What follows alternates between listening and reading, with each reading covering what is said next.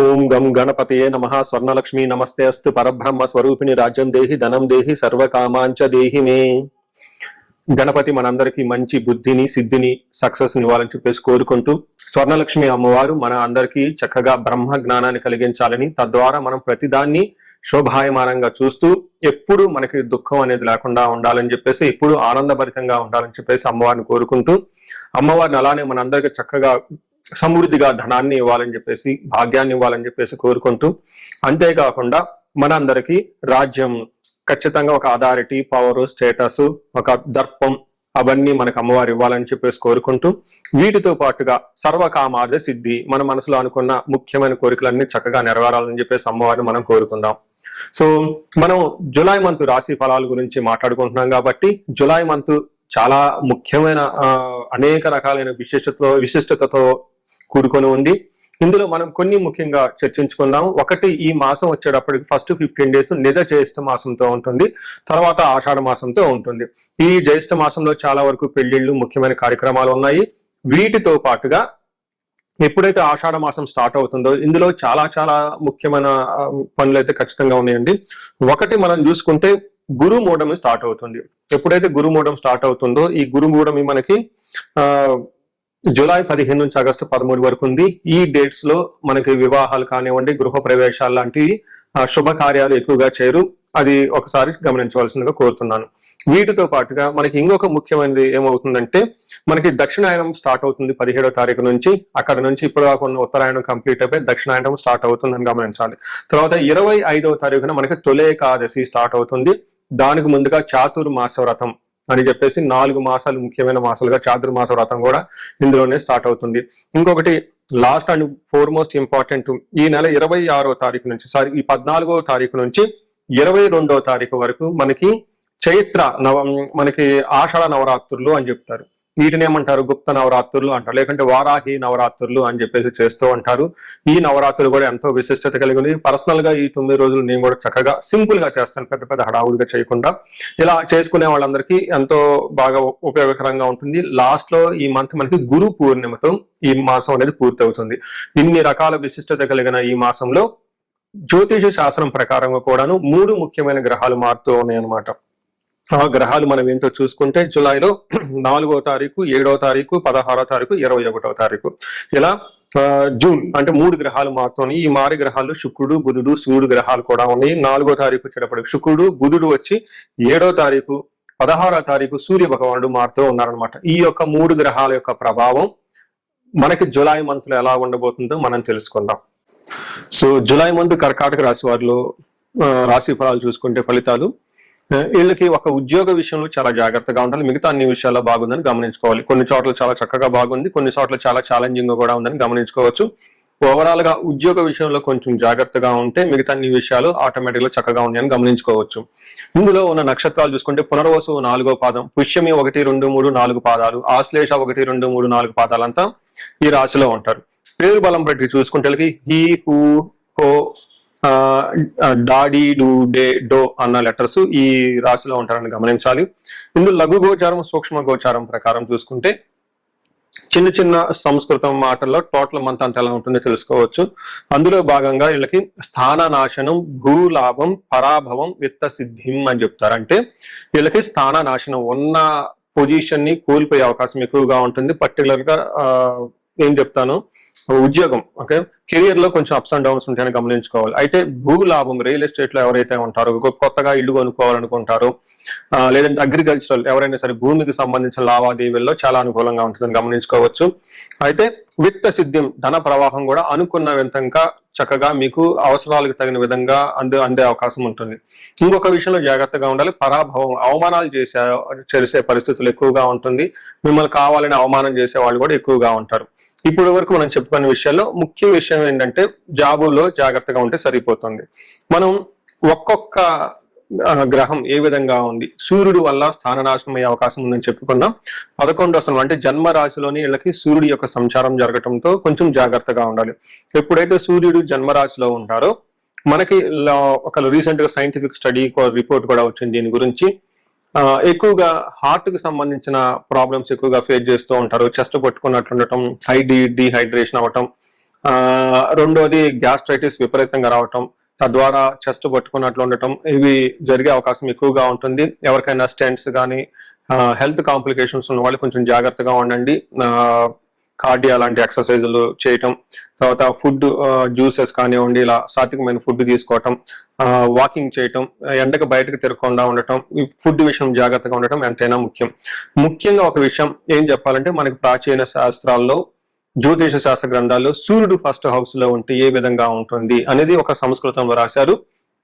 అది దేహార్తిం సత్వం సతతం కాలాతిక్రమణ భోజనం బంధుమిత్ర సుహృద్వేష చంద్ర రాశి గతో రవి అంటారు. అంటే ఎప్పుడైతే జన్మరాశిలో సూర్యుడు ఉంటారో దేహార్తి, శారీరకంగా బాధ ఉంటుంది, సత్వం సంతాప అంటే చాలా టైర్డ్ గా ఉంటారు, కాలాతిక్రమణ భోజనం సరిగ్గా భోజనం చేయరు, బంధుమిత్రులతో గొడవలు అవుతూ ఉంటాయి అని చెప్తూ ఉంటారు. అందుకని ఇందాక చెప్పుకునే విధంగా వీళ్ళకి కొంచెం జాగ్రత్తగా ఉండాలి. భార్యకు కూడా హెల్త్ విషయంలో కొంచెం అప్సెట్ అయ్యే అవకాశం ఉంటుంది. నెక్స్ట్, సూర్యుడు ఇప్పటిదాకా మనకి అంతంత మంచి రిజల్ట్ ఇవ్వటం లేదు, కానీ కుజుడు మాత్రం మంచి సపోర్ట్ ఇస్తూ ఉన్నారు. కుజుడు వీళ్ళకి 11వ స్థానంలో ఉండటం వల్ల కుజుడు యొక్క బెస్ట్ పొజిషన్ అని మనకు చెప్తూ ఉంటారు. కుజుడు 11వ స్థానంలో ఉంటే ఏం జరుగుతుంది, అన్ని విధాల బాగుంటుంది, మంచి సపోర్ట్ ఇస్తూ ఉంటారు. ఆరోగ్యం, అర్ధలాభం చ సంతోషం, వస్త్రలాభకృత్ యత్న కార్యానుకూలత్వం, ధైర్యం ఏకాదశి గతే కుజ అని చెప్తారు. అంటే 11వ స్థానంలో ఎప్పుడైతే కుజుడు ఉంటారు వీళ్ళకి ఆరోగ్యం బాగుంటుంది, అర్ధలాభం బాగుంటుంది, సంతోషం ఉంటారు. యత్న కార్యానుకూలత్వం, ఏదైనా ప్రయత్నం చేస్తే అంత అనుకూలంగా ఉంటుందని మనకు చెప్పడం జరుగుతూ ఉంటుంది. ధన ప్రవాహం కూడా వచ్చే అవకాశం ఉంటుంది. గుర్తు పెట్టుకోండి, ధనం వస్తుంది, ఉన్న ధనం పోయే అవకాశం కూడా ఎక్కువగా ఉంటుందని గమనించాలి. సో ఈ ప్రకారంగా చూసుకుంటే కుజుడు చక్కగా సపోర్ట్ ఇస్తూ ఉన్నారు. అగైన్ 12వ స్థానంలో బుధుడు ఉండటం వల్ల ఉద్యోగంలో కొంచెం భేదాభిప్రాయాలు వచ్చే అవకాశం ఉంటుంది, ఇంటిలో గొడవల అవకాశం ఎక్కువగా ఉంటుందని తెలుసుకోవాలి. అయితే అగైన్ శుక్రుడు వీళ్ళకి 2వ స్థానంలో ఉండి విశేషమైన యోగ్యతను ఇస్తూ ఉన్నాడు. అంటే ఇప్పటి వరకు సూర్యుడు అంత అనుకూలంగా లేకపోయినా, బుధుడు అంత అనుకూలంగా లేకపోయినా, కుజుడు శుక్రుడు చక్కగా బాగా కలిసి అనుకూలంగా ఉన్నారు ఈ జాతకస్తులకి అని చెప్పుకోవచ్చు. వీళ్ళకి 2వ స్థానంలో శుక్రుడు ఉంటే ఏమవుతుంది, మనకి సంస్కృతంలో ఒక చిన్న శ్లోకంలో వివరించడం జరిగింది మహర్షులు. కుటుంబ సౌఖ్యం ఆరోగ్యం శ్రీ సల్లాభం యశత్కరం దేహ సౌఖ్యం వస్త్రలాభం ద్వితీయ స్థానికే భృగునందనే అని చెప్తారు. అంటే 2వ స్థానంలో ఎప్పుడైతే శుక్రుడు ఉంటారో ఏం జరుగుతూ ఉంటుంది, ఆరోగ్యం బాగుంటుంది, కుటుంబంలో సౌఖ్యంగా ఉంటారు, స్త్రీలతో చక్కగా కలిసి ఆహ్లాదకరంగా గడుపుతూ ఉంటారు. ఇన్ కేస్ స్త్రీలైతే జెంట్స్ తో చక్కగా ఆహ్లాదకరంగా గడుపుతూ ఉంటారు, శారీరకంగా ఆరోగ్యం బాగుంటుంది, వస్త్ర లాభం, చక్కగా షాపింగ్ చేసి ఫంక్షన్స్ అన్ని అటెండ్ అవుతూ ఉంటారు, టయానికి ఫుడ్ తిని మంచి ఫుడ్ తినే అవకాశం కూడా వీళ్ళకి రాసి వాళ్ళకుందని తెలుసుకోవాలి. ఇవంతా మనకి 4 గ్రహాల వల్ల ఈ మనకి జులై మంత్ ఎలా ఉందో ఇప్పుడు దాకా మాట్లాడుకున్నాం. అయితే ఇంకొక విషయం గమనించుకోవాలి, ఇందులో ఉన్న నక్షత్రాలు చూసి నక్షత్రాల వారికి కూడా మనకి రిజల్ట్ ఎలా ఉంటుందో తెలుసుకోవచ్చు.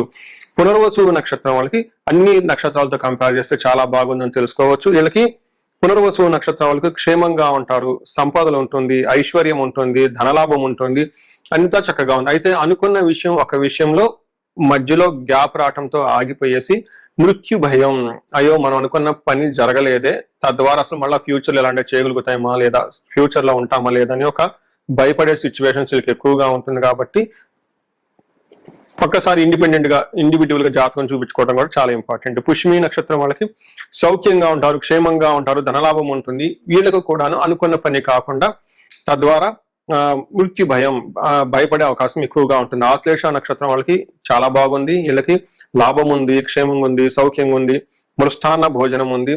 అన్ని 3 నక్షత్రాలతో కంపేర్ చేస్తే ఆశ్లేష నక్షత్రం వాళ్ళకి బాగుంది. అయితే వీళ్ళకి మృత్యు లాభం, మృత్యు భయం అని చెప్తారు. అంటే ఇక్కడ మృత్యు అంటే ఆగిపోవటం అని దాని మీనింగ్. అంటే వీళ్ళు చేస్తున్న బిజినెస్ కానివ్వండి లేదంటే పనుల్లో ఎక్కడో ఒక చోట బ్రేక్ వచ్చేస్తుంది, తద్వారా వీళ్ళు భయపడుతూ కూర్చుంటారు, అయ్యో ఏమవుతుంది ఫ్యూచర్ లో, అసలు మళ్ళీ ముందుకు వెళ్తామా లేదా, ఏంటి పూర్వ వైభవం మళ్ళీ తిరిగి వస్తుందా, ఎలా వెళ్తే బాగుంటుందని ఆలోచిస్తూ భయపడే అవకాశం కూడా ఎక్కువగా ఉంటుందని గమనించాలి.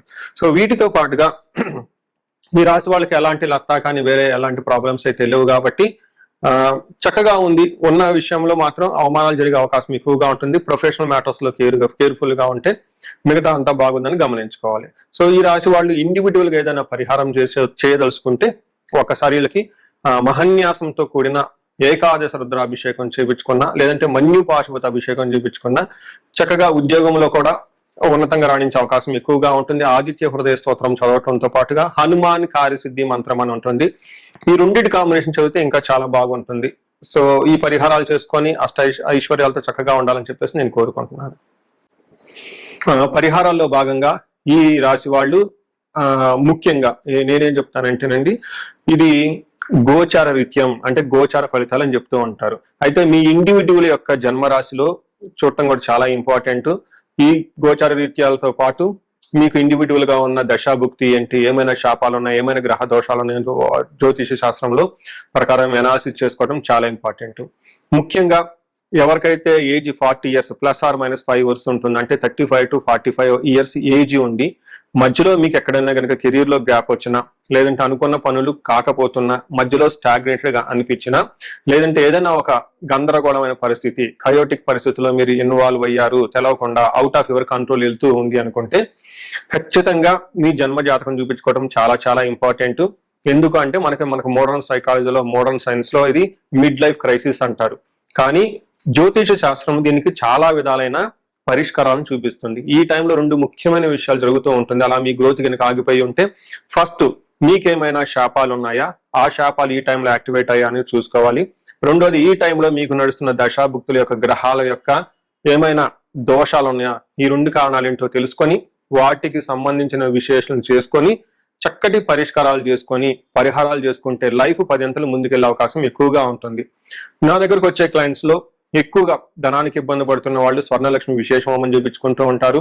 శత్రు బాధలు విపరీతంగా ఉన్న వాళ్ళు మనకు వచ్చేటప్పుడు చండీ హోమం చేయించుకుంటూ ఉంటారు. వీటితో పాటుగా ఎవరికైనా హెల్త్ బాగలేకపోతుంటే ఆయుష్ సూక్త్యం, మహామృత్యుంజయ హోమం చేయించుకుంటూ ఉంటారు. భార్యాభర్తల కోసం అన్యోన్య దాంపత్య పాశుపత అభిషేకము లేదా విశ్వావసు గంధర్వరాజ హోమము ఇవన్నీ చక్కగా చేపించుకుంటూ ఉంటారు.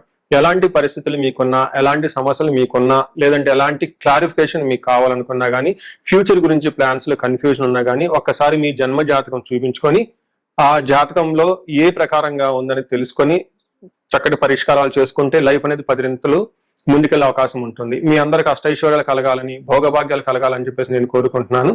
నమస్తే.